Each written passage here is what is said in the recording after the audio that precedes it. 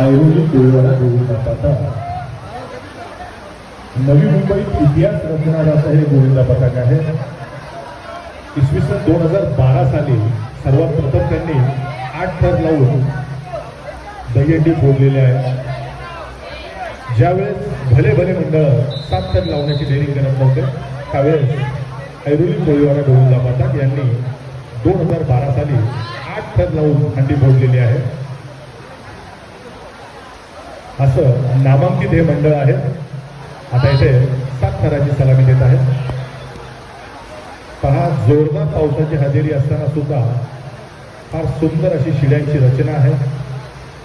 त्याचबरोबर जयंत तयारीशी आलेले आहेत। 4 थर लागलेले आहेत।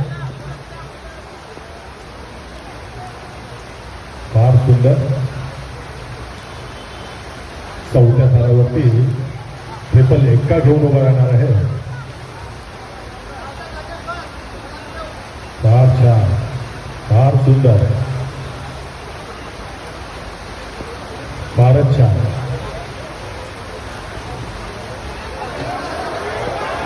सभा सभा सभा कोणाला काही